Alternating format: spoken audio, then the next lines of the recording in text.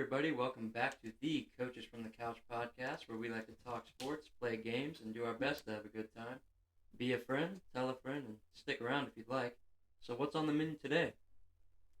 Oh, nothing too much. How you guys been? Pretty good. Doing good. Doing Doing good? good.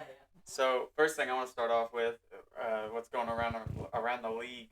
What do you guys think about the NBA coaches situation around the league?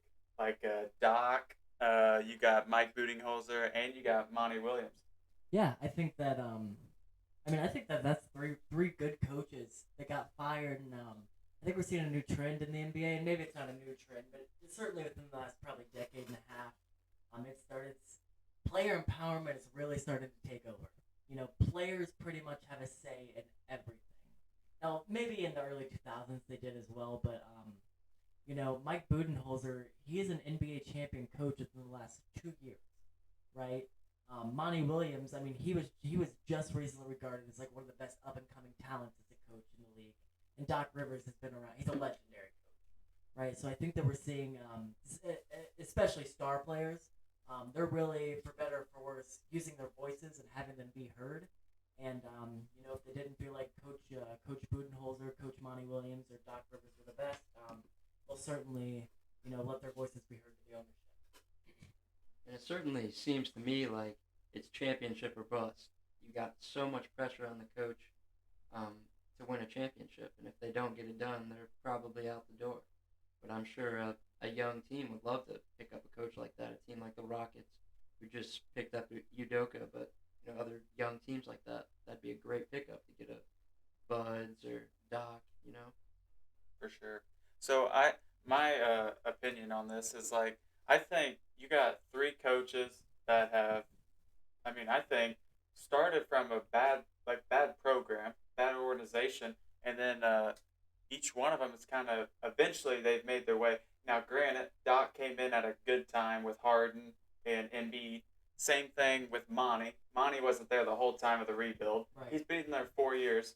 And then I think Mike Budenholzer though has been there a while. Yeah. I think he was there from the ground, not the full ground, but he was there for a while. He was. And so I think he's the biggest shock out of all of them because he started with them really like when they were young, when they were not really good, Middleton and Giannis, and for him to get a championship and to have a good year this year, they were the number one seed. Yeah. And I just think it was mind blowing for him to get released, but I think he'll find a good job somewhere. Yeah, I just always have such a tough time, and maybe it's just because I more look basketball, from a coach's perspective compared to a player's perspective. I'm 5'7".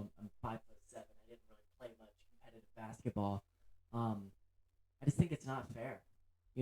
What Mike Budenholzer can do everything except go out and play. Giannis missed a couple games in the series that they lost. Chris Middleton wasn't necessarily himself. He maybe even unfortunately started to decline a little bit. J. Rue was great. J. Rue Holiday was great. But, if Giannis, this generational talent that's probably the best player in the NBA right now, is missing 2 games in a series, probably not going to win that series. And I think that unfortunately Budenholzer was he's kind of at fault for that. So, just to build upon what all of you, or both of you had said, a good team is going to get a good coach in Mike Budenholzer. Another thing I'd like to add to that is that a lot of times the grass is not greener on the other side. How many times do you see a team fire a coach like the Pacers did a couple years ago with Nate McMillan, and it ends up being a bad move? You give up on a coach too early, or you think you can get a better guy, and you really can't. Yeah. Well, another thing is look at the Toronto Raptors, for example. They fired Nick Nurse, who I don't, I've never been one of his practices, but I always heard that he's just like this phenomenal coach. Even with maybe teams that weren't as talented, like he won an NBA championship, but he had Kawhi, which is great. But the rest of the team wasn't phenomenal compared to some of the NBA champions we saw. But then they fire him, and they just interviewed JJ Redick. It's just weird, And JJ Redick, he may end up being a great coach or whatever, but it's just so strange to fire this, this generational talent of a coach, and then they're interviewed JJ Redick. It just doesn't make sense to me. And then to throw one on the list as well, what about so Quinn Snyder took in what 3/4 of the year? Yeah. What about Nate McMillan? I think he's a sleeper. I think he's a good coach. He had a positive record at Indiana, and he had he had a good stint with the Hawks as well. Kind of left on weird terms just because of player power. coach Yeah, exactly. player coach chemistry. Exactly. And I think he's another strong candidate for one of these big jobs. I know he's under the radar. I haven't heard him, but I feel like he should be getting that. I mean, I feel like he should be getting that praise too. But so I heard you guys talk about the Pacers a little bit. So to be a Pacer fan? All three of us are Pacers fans. To be a Pacer fan, I mean, we got the seventh pick this year. Seventh pick this year.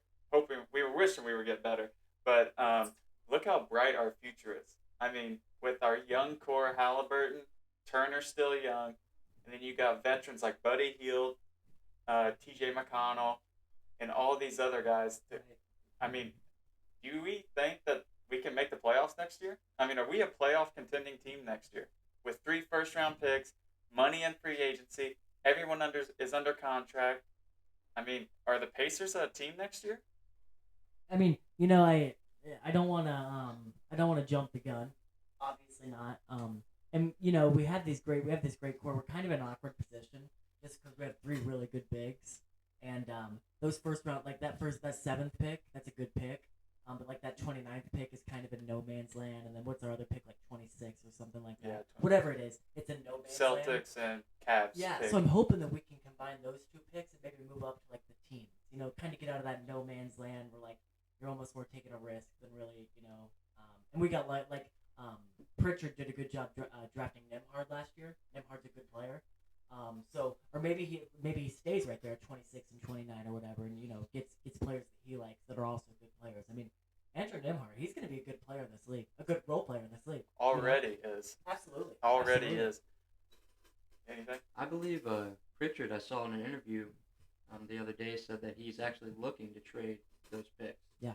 Since we already have such a good core, there's no sense in really adding, 4 more guys to that. It just becomes an overload. So I'm kind of interested to see what he does. So to add to that real quick, I saw number 3 pick, Trailblazers, Damian Lillard says, if they don't want me, trade me. I'm sure you guys saw that on Twitter, or so you saw the buzz. But how crazy is that? Damian Lillard, I personally think is the second best point guard in the league. He's right behind Curry. I really do think that. For a star like that to say that, growing up through Portland, I think that's crazy. And then do the Pacers have a chance to maybe move up to that 3 spot? And then are we looking at Brandon Miller to fill our Paul George need? Right. Well, who's at 3? Who's at 3 right Trailblazers. now? Trailblazers, yeah, you said that. So, here's what it depends on. How do the Trailblazers view Brandon Miller? That's the question. If they love him, they're going to take him there. If not, they're going to get out of there. So it really depends on how do they feel about Brandon Miller. And another weird thing, just real quick, I believe Jeremy Grant is on his last year of his contract, I believe. And so, kind of a similar player that's long frame, athletic, can do it all, kind of. So I wonder how they view that. See, like in a different sport, you always try to get the younger guys for contract purposes, just like basketball too. But so you wonder if that plays a role as well. Absolutely, yeah. Jeremy Grant, he's a really good player. Very underrated. Very underrated player. He's really good. I think if I was Portland, if we're looking to keep Dame, I think you got to trade that number 3 pick, just for the fact that how often do top picks actually pan out and bring you to a championship that quick? And that's when you're Damian Lillard. That's obviously what he's wanting. He's stuck around. He's been loyal.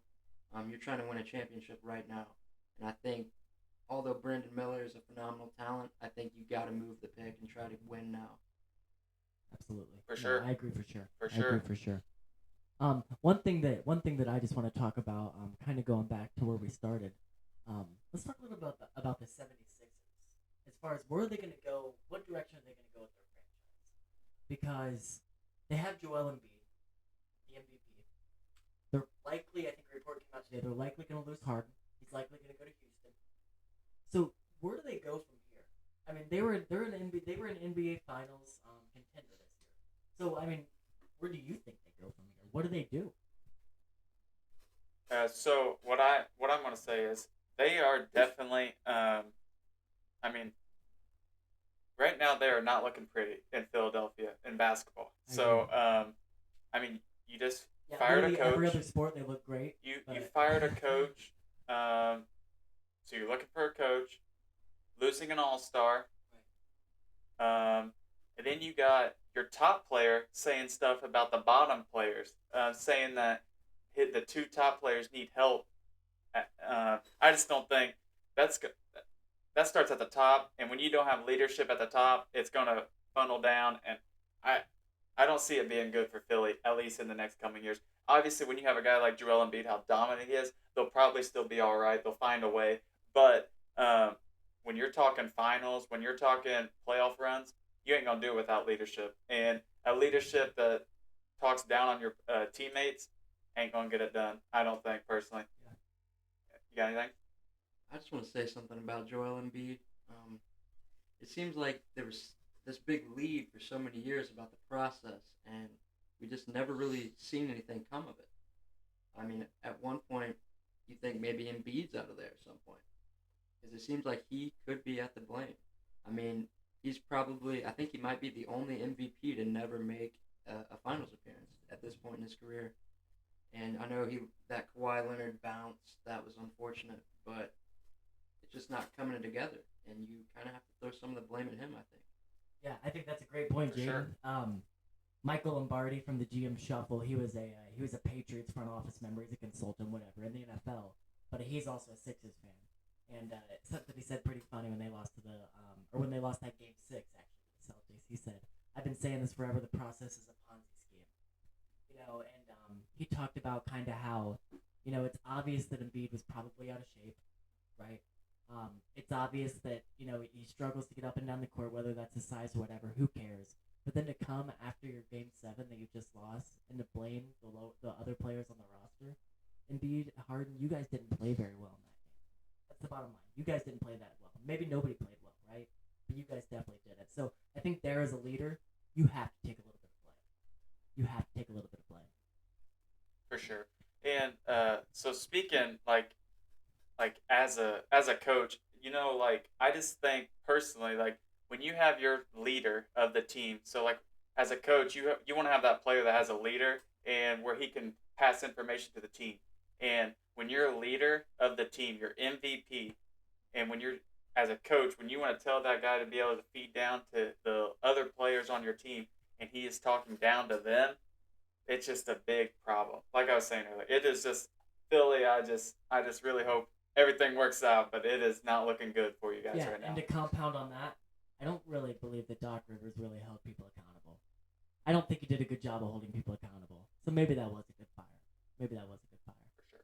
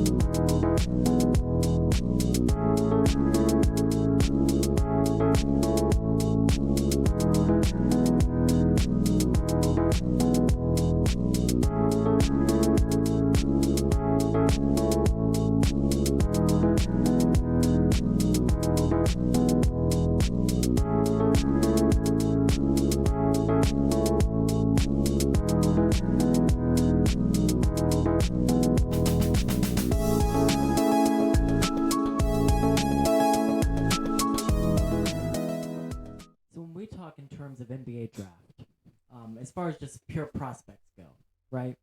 Wembanyama's 1, no argument. Scoot Henderson's 2, right? Hold up. Brandon Miller's likely 3.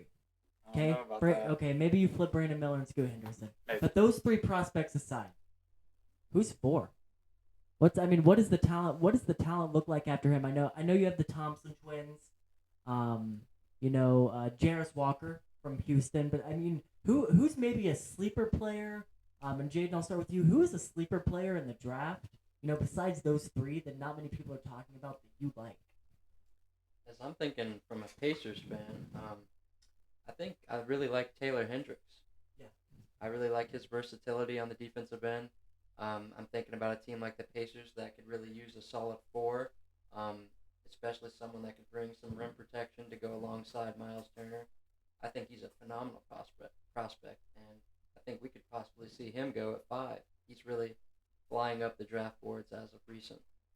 Right, Carson. Who's a prospect that maybe not even from the Pacers standpoint, but like who's a prospect that you really like that isn't going to be in the draft? So I think like a lot of upside. A guy that has a lot of upside is actually Anthony Black from Yeah. Arkansas. Anthony Black, dude's 6'7", 6'8", point guard. I mean, do it all. He led Arkansas in rebounds, led Arkansas in assists, led Arkansas in steals. I mean, and he was up there in points too. I think he was second or third in points. I mean, this dude can do it all. And usually, if you can do it all in college, in the SEC especially, it usually reflects in the NBA. Now, I'm not saying that he's going to go out there and be the next Russell Westbrook, Oscar Right. Robinson, but Right. I mean, look at John Morant. John Morant was at Murray State. Obviously, big difference between the players. Big difference. I'm just saying though, he was producing good numbers at Murray State, and Anthony Black's producing some pretty good numbers at Arkansas, and he is, I believe, he's like 19, 20 years old. So 18 years old, 18, 19, 20. I mean, this dude has the recipe for success. Yeah, no, I agree. And, Arkansas, they weren't very good this year, record-wise, because of some injury issues or whatever. Maybe they underperformed. But it seemed like anytime things got crazy or anytime Anthony Black was in foul trouble, they were so much worse, right? So that's just a testament to him. One player that I think that is going to be a very good NBA player is Grady Dick. I think he has everything it takes. First off, he can jump out of the gym. Not many people think probably because he's white, but people look at him, they just think shooter, right? And he is a heck of a shooter. But that dude, he is so athletic. He's actually a good defender. And one thing that I think sets him apart from many of the other two guards declaring for the NBA draft this year is he has really long arms, which really matters. First off, for getting your shot up, but also defensively it matters. So I mean, I think that kind of going along that Taylor Hendricks route, I think that Grady Dick could be a good prospect for the Pacers to look at. So 3 is the Trailblazers, and Carson, you kind of contested there when I said Scoot Henderson. So what do you see in Brandon Miller? Why do you think Brandon Miller is better than Scoot Henderson? What do you see in Brandon Miller that you think makes him an elite prospect? So my thing is this: what is there not to like about Brandon Miller? I mean, Brandon Miller, 6'9", 6'10", lengthy, can do it all. This man is, I think, easily. I'm saying this easily. I'll say this as a take. He can easily be the best person out of this draft, and I think because he didn't have any injury problems at Alabama. Obviously, had the gun situation, but injuries aside, all that, he was good. I mean, no injuries. He stays healthy. The dude can shoot the ball. The only thing I saw that hurt his standing, I think, from not being the number 1, number 2 pick, even over Victor, is his play in the March Madness. Right. Obviously, his play in March Madness wasn't the same as it was in the season, but what I saw in him that actually made me think like, oh crap, this dude's a top 3 pick lock, because when they were in the tournament, that man was he was still affecting the game, if that made sense. He knew his shot wasn't falling. He knew that he couldn't get it to fall, so he knew he had to go on the defensive end, and he was amazing on the defensive end, and that's why Alabama still got to where they did in the tournament, because of his defense and his leadership, and I think his leadership showed. Yeah, absolutely. I'd like to add a little bit on that, if you don't mind. I think also the fit you got to keep in mind with the Hornets being at 2. I think they already have LaMelo Ball, a phenomenal point guard. How much do they really need Scoot Henderson? Not to say that Terry Rozier too. Not to say that they couldn't play really good beside of each other, but I think Brandon Miller not only is a better fit for that team, but also I think wing is a lot harder to come by. Not very often do you see a 6'9" player with that skill set. And Scoot Henderson is an amazing talent as well, but you're more likely to find another player like that in future drafts as opposed to a Brandon Miller level talent. I don't know though. Have you seen that dude? He looks like a linebacker.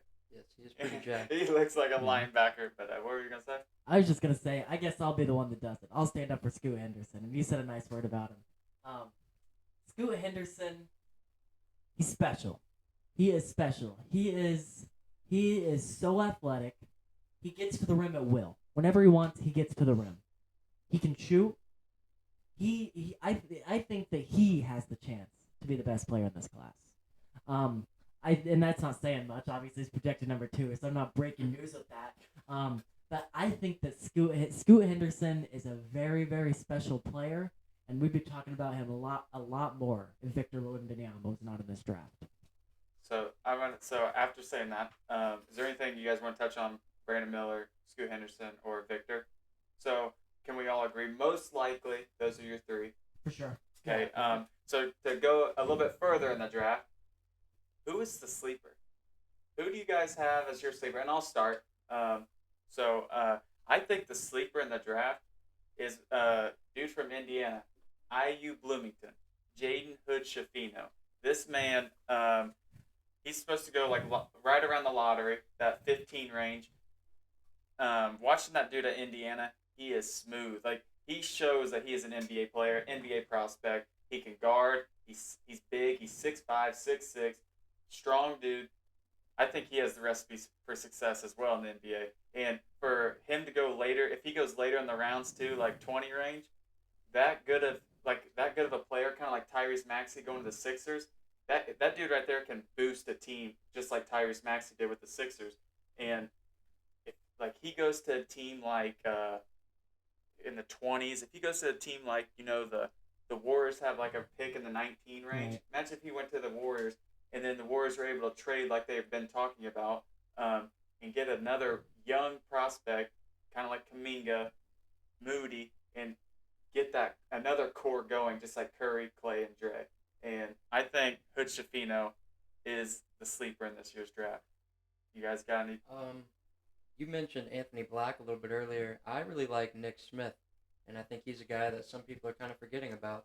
I think back to last year, just not even that long ago, he was projected to be a top 5 pick. And he had some injury issues. He really kind of struggled late down the stretch for Arkansas. But he's a guy that also has a lot of length and a lot of scoring ability that I think is really going to stick in the NBA. That's probably who I'd say is my sleeper. Gotcha. I have 2. Of course I do, right? One of them I'm not going to talk much about. The other one I am going to talk a lot about. One that I think really has a chance is Chris Murray, right? He's got the lineage already. Chris Murray's a really good player. He's a really good player. But the one I do want to talk a lot about that I do think is going to be good is Jordan Hawkins. At UConn, dude, there are very few players that can shoot like him in college basketball. That could this year, or that could in the past decade. Jordan Hawkins is a great player and kind of fitting along those Grady Dick lines just because he's such a good shooter. We didn't talk about how athletic he was, and we didn't talk about how good of a defender he is. So, first off, Chris Murray, I think he could be a really good player in this league. But also, I think Jordan Hawkins will be a very good player in this league. So, and actually, I will agree with you. I think Hawkins is going to be a better player than Dick because Hawkins, if you watch that man in college basketball, he is he's the definition of a shooter. Grady Dick was streaky. Right. Hawkins, amazing all year. That dude.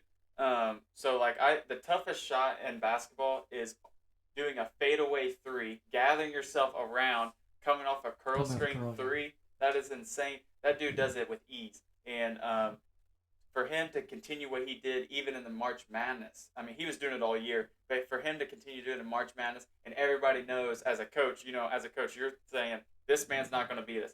Obviously, that was on everybody's scouting report. They were still not able to stop him, and he was still able to produce. So for him to do that all March Madness, that's impressive, and I think he will be good in the league as well. Yeah, absolutely. One thing I want to say about Jaden Hood Shafino. Some of the best words that you can say about a college basketball player going to the NBA, one of their flaws is that they can't shoot. And Jaden Hood Shafino, he's not really known yet as a great shooter, but generally, players develop that shot by the time they're in the NBA. So just to build upon your point about Jalen Hood Shafino, you tell me he can't shoot, I say, oh, well, that's good news. If that's his flaw that he can't shoot, we're in good position. Because you were right. He is so smooth coming off that pick and roll at that high post in that mid-range. I mean, he is such a smooth player. I was just saying, to add, you just said it. He might not be the best three-point shooter, but he is the best coming off a pick and roll, decision-making, and also mid-range. His pull-up mid-range is elite. It is already elite. He is already like up there in the NBA. I think when he goes in to the NBA. The type of player I think I kind of think James Harden. I think the way he plays. I think DeMar DeRozan.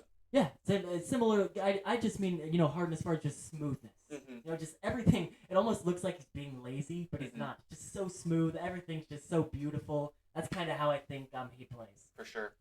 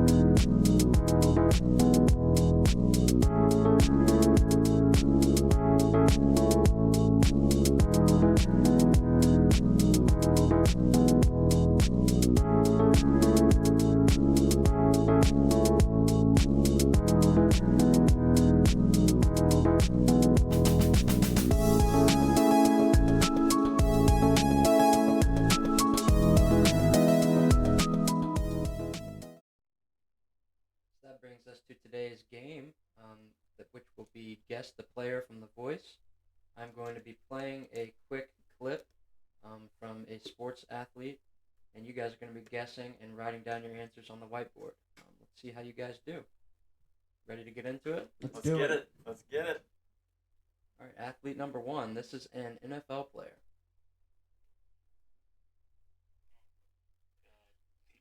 He's a smooth cat, and I think it's obviously he's a competitor. He's a veteran. He's a great.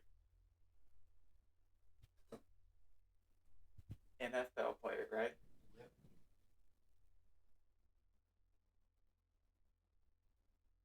Holy cow.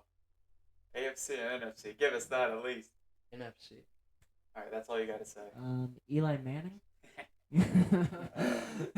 NFC.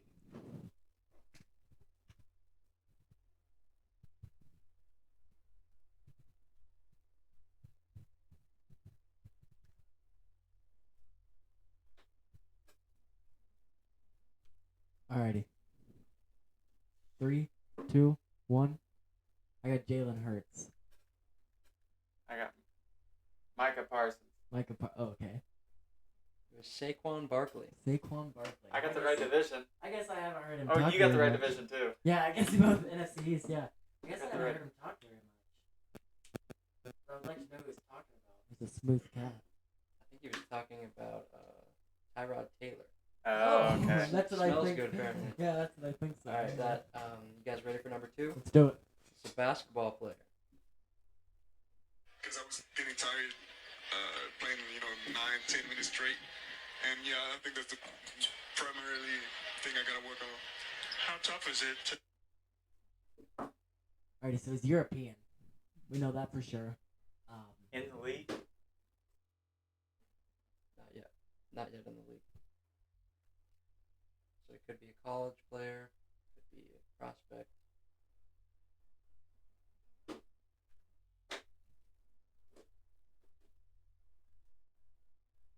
Play the clip one more time for me.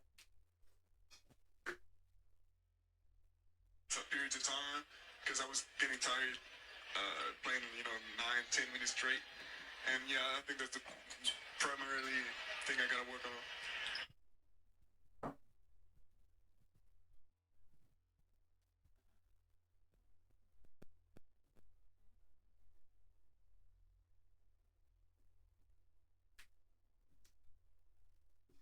So Wembanyama.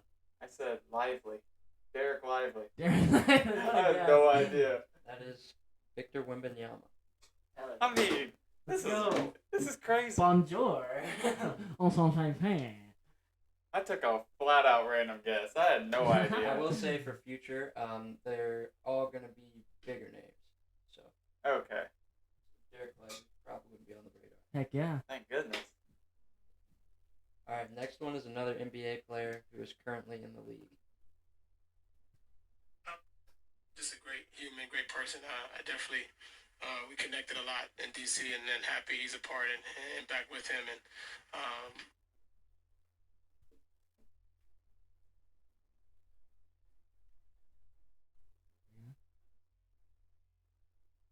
One more time. just a great human, great person. I definitely we connected a lot in DC, and then happy he's a part and back with him. And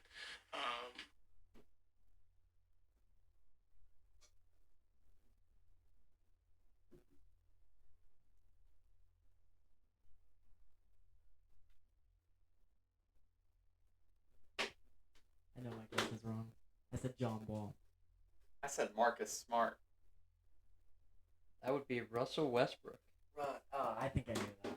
Got the position. Oh yeah. I was just trying to think of people that played in DC. But, Well, I mean, Russell. I heard Ru- DC. Yeah, I Westbrook. heard- He had a cup of coffee in DC. I mean, I heard they're DC, and I thought like maybe they played someone in Right. Washington. Well, So I I was was gonna like, guess and he's a Bradley Beal. Celtics fan, so I was Yeah. like, Marcus Smart, maybe. Dang I it. don't know. Dang it. All right, you're up 1-0. Tough game. Tough game. I beat you the first time though. Ready for number 4? When Let's did you get beat it. me? I beat you in our When? first episode. Which one was that? What was that one called? The guess. Oh, Instagram followers. Instagram. That's fine. You're a big social media. Hey, person. I beat you. Dude, you have 700 followers. Let's go. Let's go. Alrighty. All right, number 4 is an MLB player. Every athlete wants to get to that position where they can kind of choose, where they get to play, and just so happened I got drafted by the best team, on the. Who's the best team? What I'm trying to figure out. It may or may not be the best team.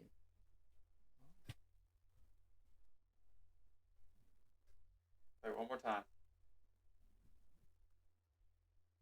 To get to that position where they can kind of choose, where they get to play, and just so happened I got drafted by the best team, on.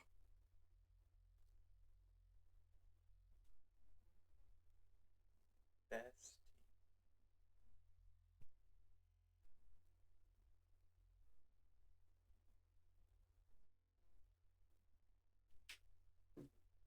Ronald Acuna Jr. Mike Trout. That was Aaron Judge. Are you kidding me? This game is hard. I think you both will get this next one right. Okay. Alright. We'll see. I wouldn't put it past myself. Get it wrong. This is a former NFL player. Players and teammates, I think football is the ultimate expression of team sport.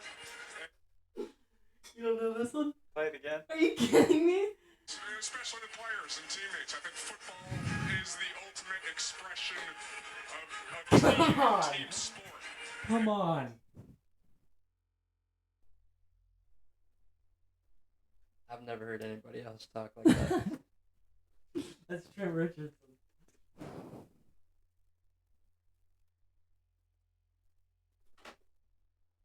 Is that Andy Luck? Andrew Luck, yep. Is that who Correct. that is? That I was love Andrew Luck. football. That's old Andy Luck. Yes, sir. Man, what a guy. He needs to shave that stash, though. Yeah. He looks like he weighs about 145 pounds Yeah, now. he I looks mean, my scary. goodness. He looks like myself. Yeah, right? He does. All right. This next one is an NBA player. Not until this summer, but there were days though. there were days where I'm like, oh man, like what's going on? What's happening? Where am I going? Do I gotta? Who never knows what's going on or what's happening or where he's gotta go. That's like all I can take from those. I just have to listen to the words they're saying, not how they sound. Like, one more time. I tried to pick players that you guys are pretty familiar with. Like, Gotcha. I didn't understand that until this summer, but there were days though. there were days where I'm like, oh man, like what's going on? What's happening? Where am I going? Do I gotta?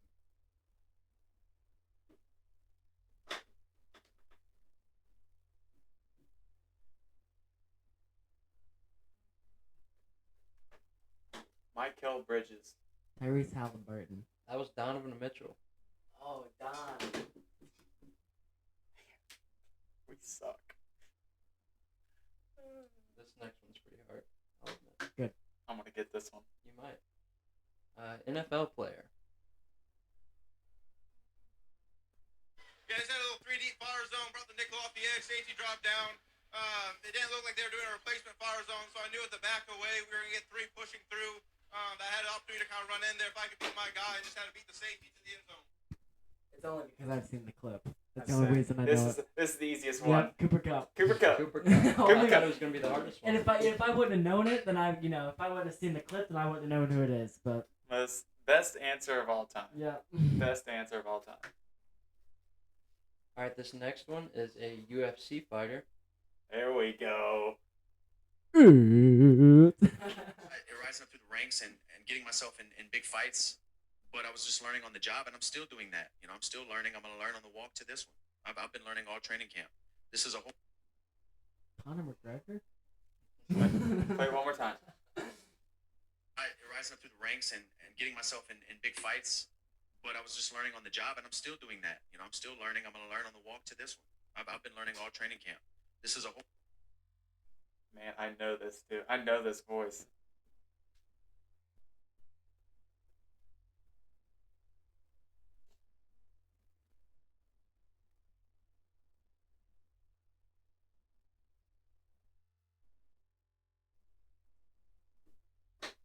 I'm just taking a guess that I think I know is wrong. So is that a good guess? Who knows? Dustin Poirier. I said Sugar Sean. That was Dustin Poirier. Let's go. Let's go. Dang it. Hey, UFC. Now we're working with Well, something. he's like my favorite fighter too. Wow. Not good enough, huh? I mean, heck, you didn't even know Andrew Luck. You had to think of you. I didn't even. I didn't know Aaron Judge. You said You didn't know Donovan Mitchell though. That's true, but you also said Victor Wembanyama. Sounds like Derek Lively. Well, I didn't know how advanced we were going here. This next one is an NBA legend, one of the greatest to ever do it. That's all I'll say. Michael Jordan that day, John Stockton that day. To think of the people who are in the Hall of Fame and to be a part of that class is the special part. So he's currently not playing. Nope. Right, if he's part of John Stockton and Michael Jordan's Hall of Fame class? He was not a part of their class. Oh, Not that I believe. gotcha. He played Play fairly one more time. recently. One more time. Michael Jordan that day, John Stockton that day. To think of the people who are in the Hall of Fame and to be a part of that class is the special part.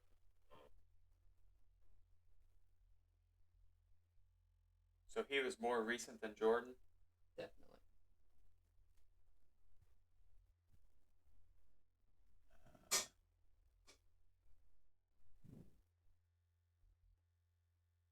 Let's go. I know this is wrong, but I'm just trying to go with like a player we grew up watching. Right. Allen Iverson. Kobe. That was Tim Duncan. Tim Duncan. Gotcha. Wake Forest legend. Sound like a guard. Sound Yeah. like he was talking like a guard. His voice is almost as bland as his play style. Yeah, but hey, effective. Yeah, very Just effective. because you're bland doesn't mean you're effective. I say he's probably the greatest power forward of all time. Honestly, him or Zion. That Or brings us to ESPN. our last one of the day, which is Rubber another It NBA is player. 1-1. It's 3-3, but yeah. Yeah. So another NBA player for the last one of the day. Career is just never give anybody the satisfaction of breaking your spirit. I love this game. I've always loved it, and I'm gonna continue to love it regardless. One more time. I think I have a guess too. Career is just never give anybody the satisfaction of breaking your spirit. I love this game. I've always loved it, and I'm gonna continue to love it regardless.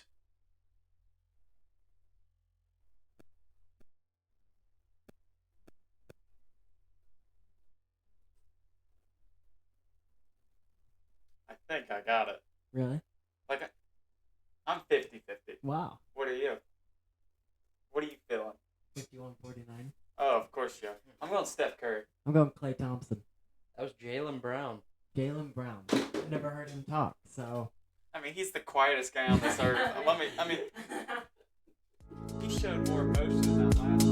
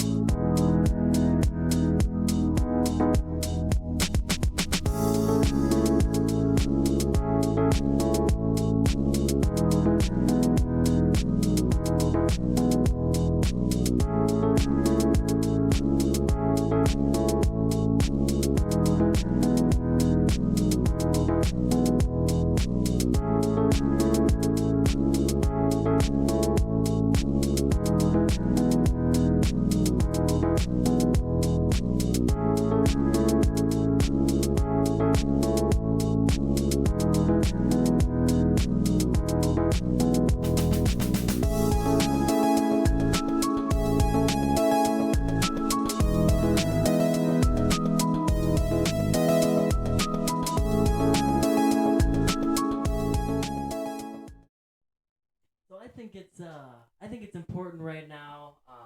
We're kind of at that point in the year where obviously NFL football is over. The NBA draft lottery just happened. It's sort of starting to wrap up. But one thing's prevalent right now, and it's going to be prevalent for the next 8 months: baseball. And baseball's undergone a lot of changes this year as far as the pitch clock goes, and just new rules. Still checking pitchers. But the thing that's really dominated the headlines over the last few days is Aaron Judge looking away from the pitcher, looking towards his dugout. Now our resident bandwagon over here, Carson, he's a Yankees and a Reds fan. But what do you have to say about? Just go ahead, give your State of the Union on Aaron Judge being a scumbag and cheating over the entire state of Canada and all of baseball in general. So what I have to say is, in a funny way, is if you're not cheating, you're not trying to win. Yeah. Well, So okay. if you're not cheating, you're not trying. Just kidding. No, actually, if you know Aaron Judge is a very loyal dude, very good person. I don't. Obviously, there's been some Yankees in the past that definitely would cheat. I would definitely say that. And there's definitely Yankees out there that have cheated. Yeah. And but I don't think Judge has never had a bad resume. I don't see his little side eye causing any problems. He was just more looking at it. He said in his press conference that he was more trying to see who was talking to the umpires to try to calm them down so they don't get thrown out of the game for their next and get suspended for their next upcoming games. Yeah, well, and another thing that I do want to say is that I forget the pitcher's name that was pitching for the Blue Jays, but he later admitted in his press conference after the game that he said he knew he was tipping pitches on accident. Really? He's on accident, of Wow. course, but he said he recognized that he was tipping pitches. So maybe Judge was maybe looking at his base coach or looking at his teammates for tipping pitches. Now, while that is technically cheating, that's baseball, baby. It's allowed. If you catch a pitcher tipping pitches, it's fair game. Yeah, it's fair game. Now, what is a fair game? Looking back at the catcher. You can't look back at the catcher's signs. That's not fair game. But anytime there's a pitcher tipping pitches, that's fair game. That's when you might get the old one beamer to the inside. Bingo. And Yeah, then, the middle finger down, fastball to and the then head. right to the rib cage. Yeah, fastball to the head. So, and then kind of going along those lines, talking about the Yankees, they have a pretty big series this weekend. Yankees are playing the Reds. All three of us here are Reds fan. Obviously, Carson's also a Yankees fan. But we're all three bigger than anything. We're Reds fans, right? For sure. And maybe right now our season's kind of been subpar, probably outliving expectations. But definitely still subpar, still not great. Mm-hmm. We're doing better than we thought we would, but still not doing great. But Jaden, one thing you can agree with me on is there are 3 players at least that all Reds fans are thrilled about. Matt McClain, who just got the call up. Ellie De La Cruz, they're saying he's a unicorn, generational talent, and Christian Encarnacion Strand. What can you say about each of those players, especially who I know you're excited about, Ellie De La Cruz? Starting off with Ellie, I think, how is he even from the same planet? Right, no doubt. I mean, you watch this guy, 6'5", hits from both sides of the plate. He's hitting the ball 450 feet from both sides of the plate. 115 off the bat too. It's Yeah. nutty. It's nutty. He's hitting the ball harder than anybody's ever hit it. He's running faster than anybody. Absolute freak of nature. Yep. I think that is a player that brings a real chance to bring the Reds back as a team that doesn't like to spend money. And then just to add to that real quick, I mean, when's the last time a Reds player, besides Derek Dietrich, when's the last time we've had a player like that and Amir Garrett that has that swag to Right. him? He has that. I mean, I see him pictures of Louisville at the Louisville Bats and when he was on the Chattanooga Lookouts as well. I mean, he is iced out. Yeah. He looks like he's out there having a good time. I mean, the last guy I can remember that's like having that, doing barbell curls in the dugout, Derek Dietrich. Yeah. And I mean, Michael Lorenzen. But like, we haven't had a guy like that, even within his potential. The dude's 20, 21, 22 years 21. old. Yeah. 21. And hit both sides, crazy power. I mean, how can you not be excited for this guy? How can you not? And then another thing that I think gets overlooked for the Reds organization is, I know just last year, fans had a problem with going to the games and putting a bag on their head. People, they actually got banned from the game, the bags. And so that was a funny little scene. But looking at the front office as a Reds fan now, look what they are doing. They have actually finally built something special after trading all these high players when Jesse Winker, Suarez, even going back to Cueto, Chapman, all these, they're finally starting to get here. And it is definitely nice to see our potential finally starting to crack into the MLB rather than being in AA, single A, triple A their whole career. Right. Right. So Ellie De La Cruz, he's the unicorn, right? The Reds fans that are our age and the baseball fans that are our age, they're gonna love him. If you haven't gotten a chance to see Christian Encarnacion Strand, doubles machine. Think that kind of player, right? He hits like 358, doubles machine, that sort of player. But the player there's always a player on the Reds that the dads love, right? Kyle Farmer, Brandon Phillips was kind of that guy. All the dads Tucker love Barnhart. Exactly. That guy is actually he's on the Reds now. That's Matt McClain. He's 5'8". He's the fastest guy on the team. He's one of those guys. He'll hit a single and turn it into a double, right? He'll make a diving double play. He's kind of like that first one in, last one out. Yeah, hard hat type of guy, lunch pail guy. He's one of those guys, right? For sure. So De La Cruz, unicorn. Christian Encarnacion Strand, phenomenal hitter. Matt McClain, he's the guy that all the dads love. So I think that the three of us as Reds fans, we are thrilled for what's coming up for the Reds. For sure. Absolutely. And then just to add to that real quick, another thing. I mean, so you got these bats coming up. Our pitchers, I mean, we have very good pitchers in our prospect line too. Yeah. We got 18 or 19-year-old. He was 18 last year. I don't know if he's still 18 or not. Chase Petty. Got him from the Twins as well as part of one of our deals. And I think it's the same one as Encarnacion Strand. I mean, with Hunter Green, Lodolo, Graham Ashcraft, I mean, those three right there, that's a three-headed monster in the future. Right, so then we'll have Andrew Abbott, which is a great Abbott. pitcher. Brandon Williamson, he started against the Rockies, the lefty. Phenomenal outing. Pitched a dime. Now, who knows? He's not really regarded as a tremendously high prospect, so who knows? But he pitched a great. So, I mean, I really think the Reds are in a good position next year, and especially the year after. Well, and especially with our bullpen being the way it is. I mean, our bullpen names aren't that big. Our names, guys, probably a lot of, even MLB fans probably don't even know some of their names. Right. But, man, are they pitching well right now? Mm-hmm. I mean, I believe we're in top, are we top 5, top 10? We were top 2, at least I know in the Marlins series as far as bullpen ERA. See, like that's, and we have names that MLB fans wouldn't even know probably. Bingo. And so if we can get that to pinball to next year, with all this talent also coming up probably at the end of the year, I mean, watch out, Cincy's on their way back. Right. And so to wrap this up, the last thing I want to say, and this is a distinct message to Valley Sports. Valley Sports, you got to get it figured out. Metronet doesn't have Valley Sports. I don't have Metronet. Oh, YouTube TV. YouTube TV, Valley Sports. They do not. Dish, Valley Sports. Haven't had it for 2 years. Right, and would you say that's a significant reason why you've not been watching baseball as much lately? Yes. Valley Sports, you're losing fans because you're either declining to make payments, you're not partnering with these TV networks. So the last thing I'll say as a Reds fan, and we'll say collectively, Valley Sports, please get it figured out. Yeah,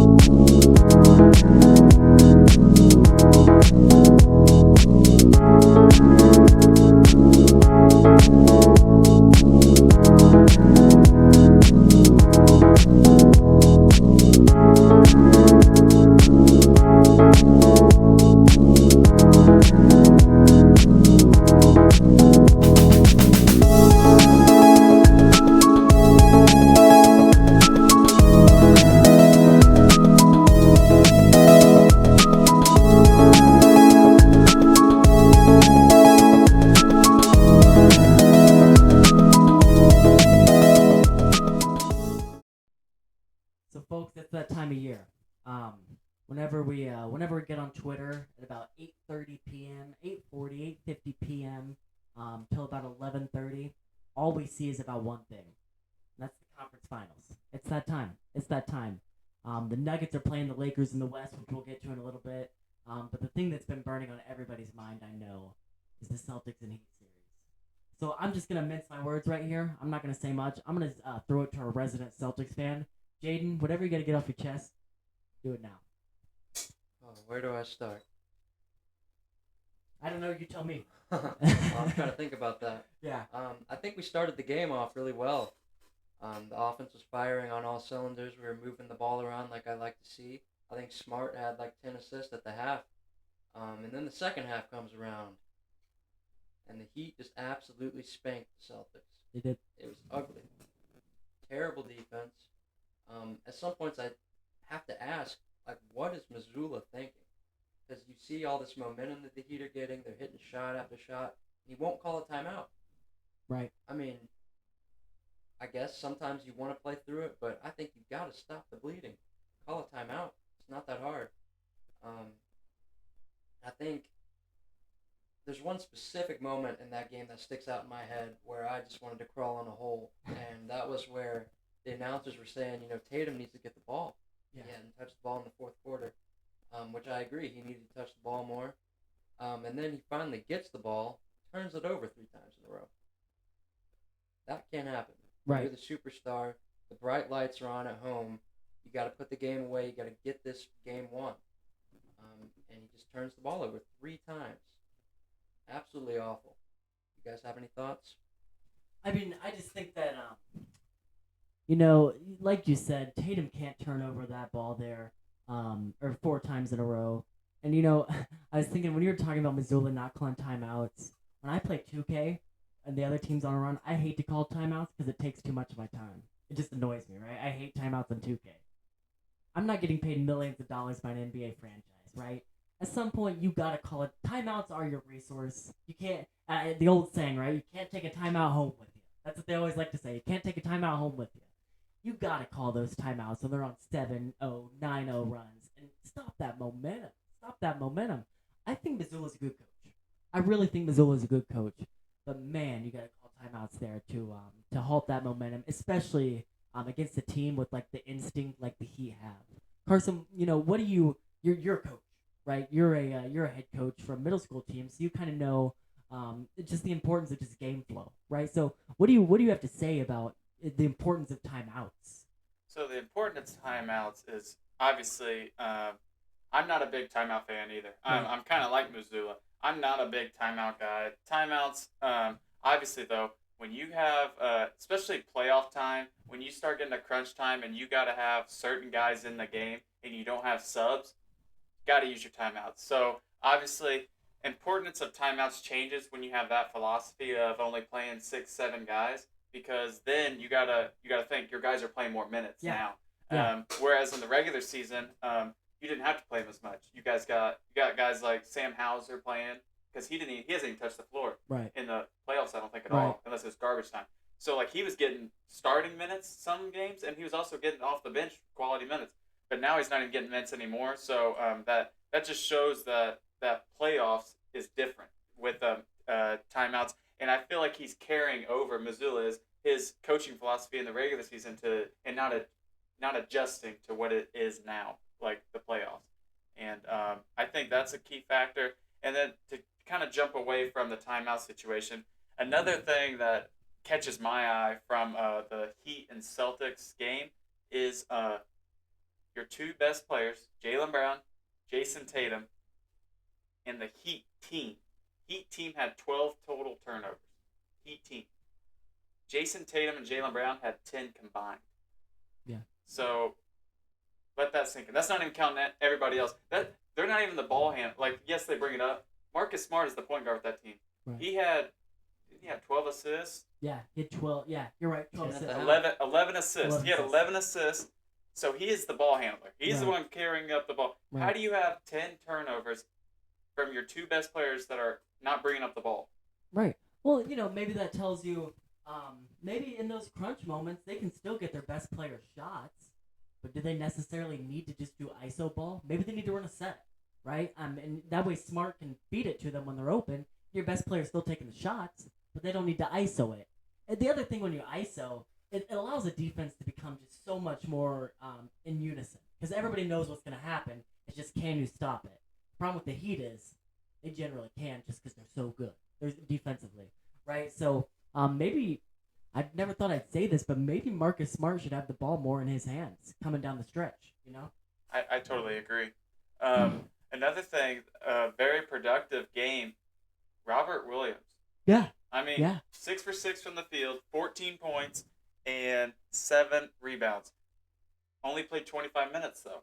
I mean, I feel like if you're playing the Denver Nuggets, Robert Williams, he's probably still not a bad matchup for Jokic, but I would rather have Horford. Right. Because Horford's probably a little bit more, he's smarter. Right. And, but Robert Williams, he was so productive.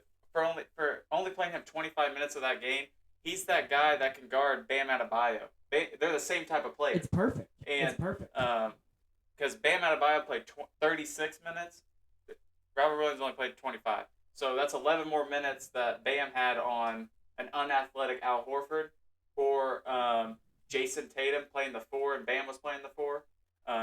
So I mean, I just feel like you got to play your guys when they're being productive. Bingo. And the plus minus is actually a big stat in the NBA. And when you look at plus minus for them, Robert Williams was one of the best on the team. For me, it says minus 14. Is mine incorrect?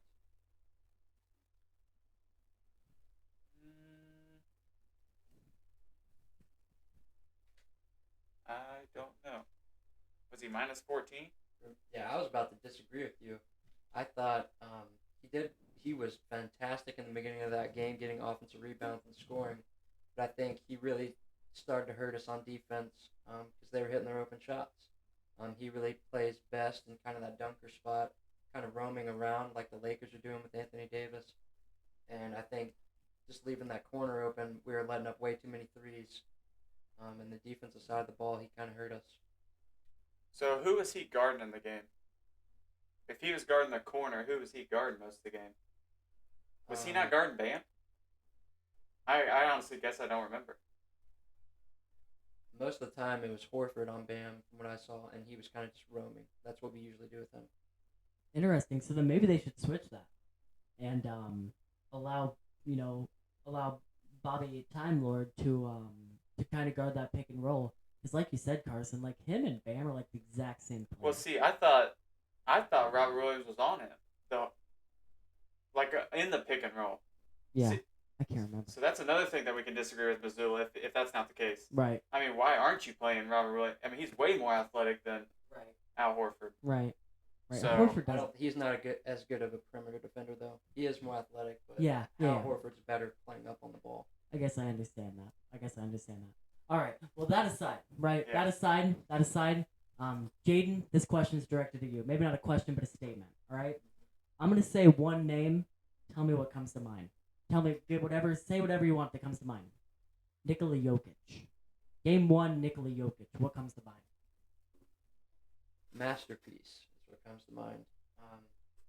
Over and over again, you just see nobody has an answer for this man. The ability to get the teammates involved. He didn't even score in the fourth quarter. I think the Lakers played such great defense, but just he has such great confidence in his teammates to dish the ball out, get everyone else involved, and you can just see how it works. When everyone gets involved, everybody shoots well because you have a guy like that initiating the offense. Masterpiece. So talking both games, so game 1 and game 2, I thought the weird part about the game is so game 1, Jokic had 34 points. Mm-hmm. Anthony Davis had 40. Right. Game 2, Jokic had that.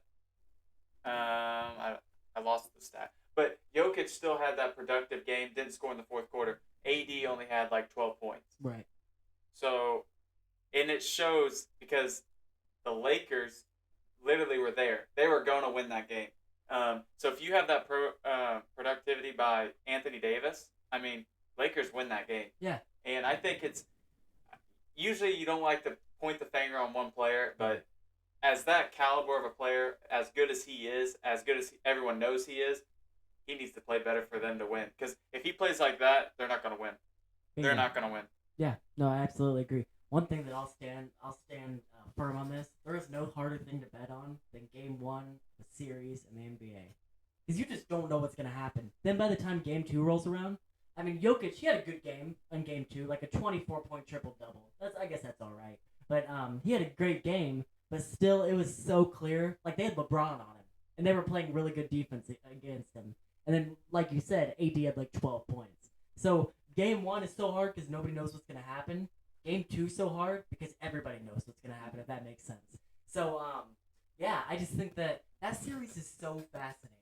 Because I don't think there's anybody in this world that thinks the Lakers, even though they're down 0-2, are just going to roll over. Nobody believes that.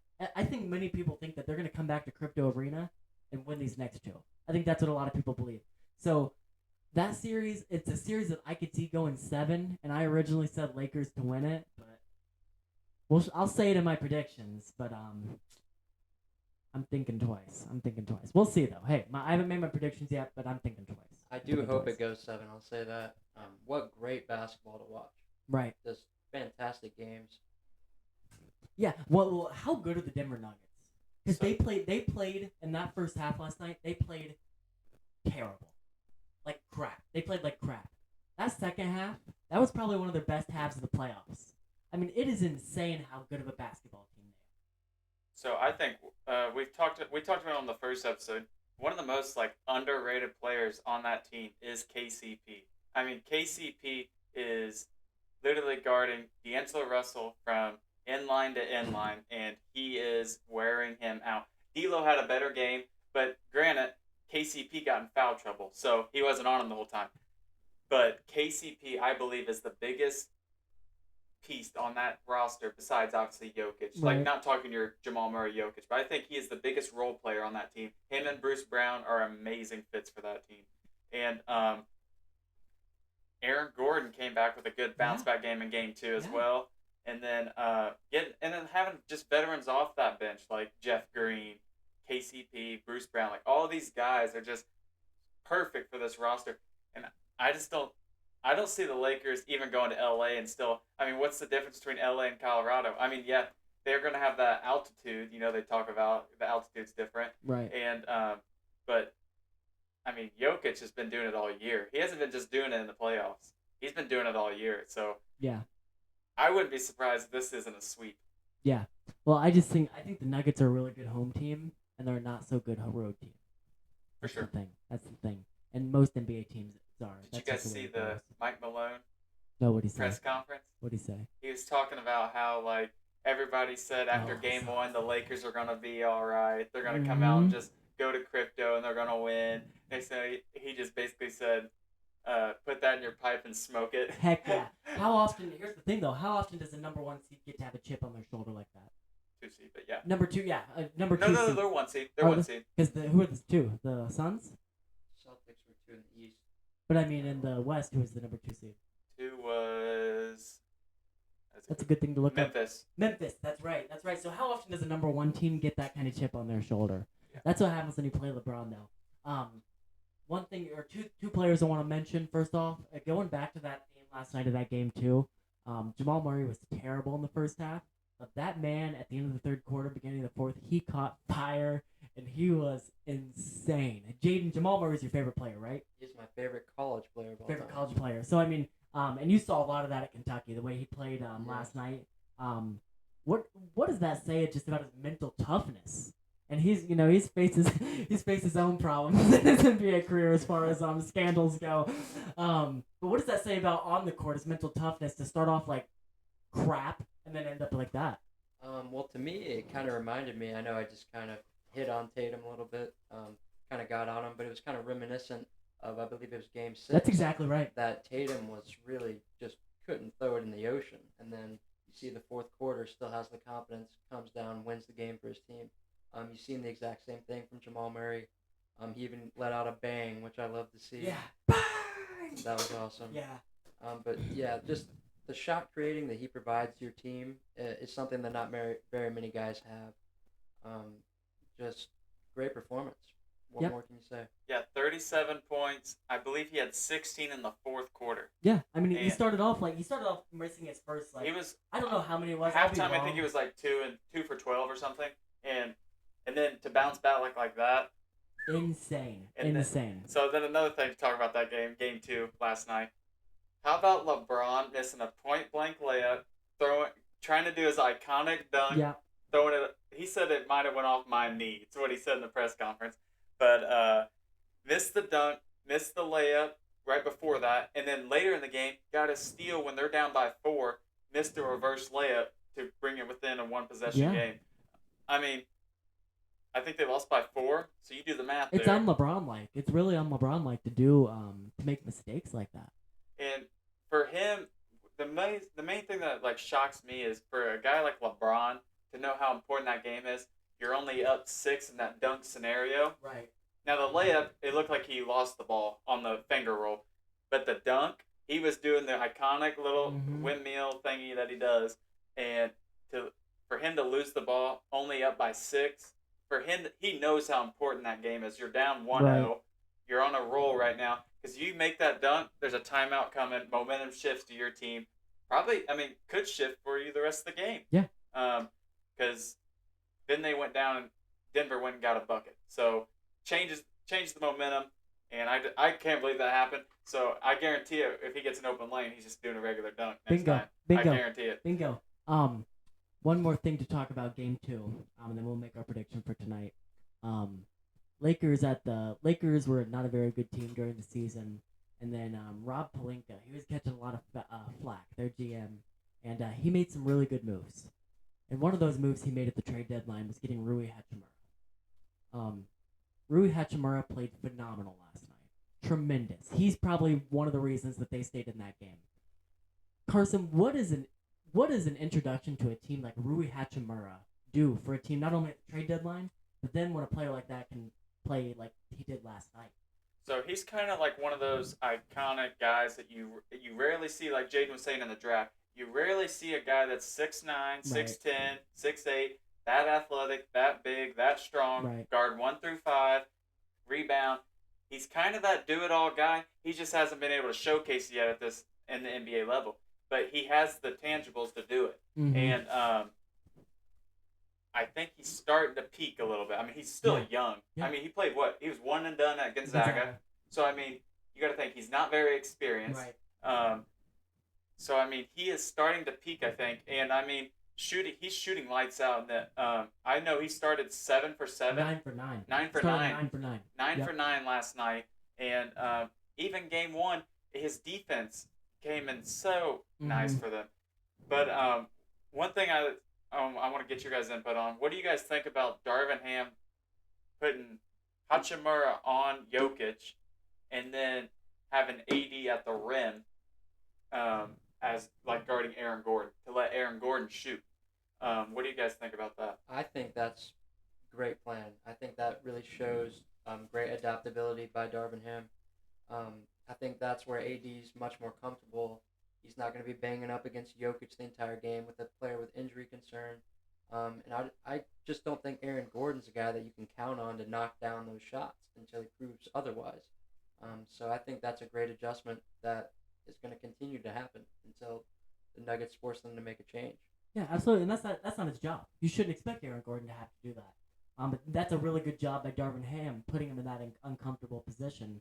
I think a lot of times, like in the NFL, especially, but even in the NBA, we'll see like coaches be really stubborn on things. So really, a lot of respect to Darvin Ham admitting we can't stop Jokic. All right, so let's try something new.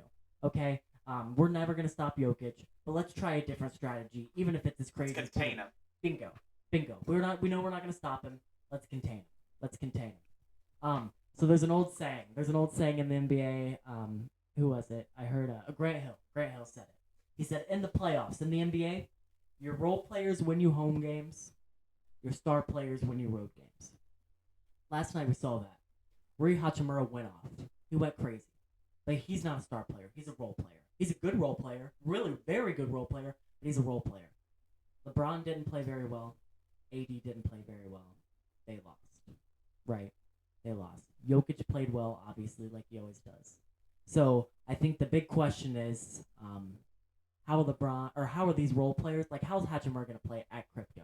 Then how's Jokic going to play at Crypto? Because your star players win you those road games. So Carson, last point, then we're going to talk about tonight. For sure. So when we're talking about role players, another guy so I do want to give him props to. Yes, Jamal Murray had 37. Yeah. But Dennis Schroeder. Yeah. Say what you want. That man, he's another KCP, right. Kind of that Denver. Not as good a shooter, not as good off ball, but on ball defense, he changed that Warriors series. Bingo. Yeah, no, I agree. Yeah. And we saw a huge difference when he got ejected in that Game 7. Big difference. Difference in the game when he got ejected. Because he is literally all up in, he is guarding Jamal Murray. He is wearing him out. Right. And I think Dennis Schroeder, I think you got to have him on the floor when Jamal Murray's on the floor. And I agree. I think it's big for the Lakers to have him on the floor. He needs to be more active on offense, though. Be ready to shoot, because he's not a terrible shooter. No, not at all. He's not an Aaron Gordon on the floor. Right. But his size, what hurts him is he's not confident when he shoots, because you can tell, because he looks to drive. 6'2", 6'1", 6'3". He ain't gonna be very effective when you got 7-foot Jokic, 6'8", 6'9", Aaron Gordon, 6'10", Michael Porter. You gotta be able to catch and shoot. Yep. Alrighty, so Nuggets are up 2-0. They'll play Game 3 tomorrow night at Crypto Arena. But tonight, Game 2 of the Celtics and the Heat series. The Heat are going to go back to the Garden, up 1-0. So let's just get predictions. Let's get predictions, maybe even a reason why. But Jaden, I'll start with you. Game 2 at the TD Garden, at the Boston Garden. Who do you have? I think this is absolutely a must-win for the Celtics. Season's on the line, but I think they definitely take this one. I don't think they lose 2 games at the Garden. And I'm questioning whether the Heat can recreate that shooting performance we saw over the course of the regular season and in the playoffs. They're not the best three-point shooting team, Right. so I guess we'll just have to see if they can bring that again. But I definitely have the Celtics taking this game. Carson? So I think, like he was saying, it's a must-win for the Celtics. You don't want to go down 2-0. Go to American Airlines Arena. Is that their stadium? That's their stadium. And yeah, it used to be that. I don't know if it's that anymore. okay, well, whatever it is, Right. you don't want to go to their place and go down 2-0 and then have the possibility of a sweep. And so I think personally the biggest thing is you can't rely on them hitting shots. I think they're NBA players. They're going to hit shots. Right. The thing you can't control, though, is I think it's going to come down to rebounding and turnovers. You can't allow offensive rebounds. Can't allow turnovers. If you lose those 2 stats, I guarantee it, Miami Heat come for the win tonight. But whoever wins that wins the game tonight. Yep. I think we see a close game tonight. I think it's a relatively low scoring, but I think it's a close game. And I think that Jaylen Brown. I think Jaylen Brown has a career night tonight. He didn't play very well in Game 1. So I think that Jason Tatum maybe takes a little bit of a backseat. Over 20, that's still a great game. But I think he takes a little bit of a backseat, and I really think that Jaylen Brown's going to have a career night tonight. And I think the under is a lock. I think the under is a lock.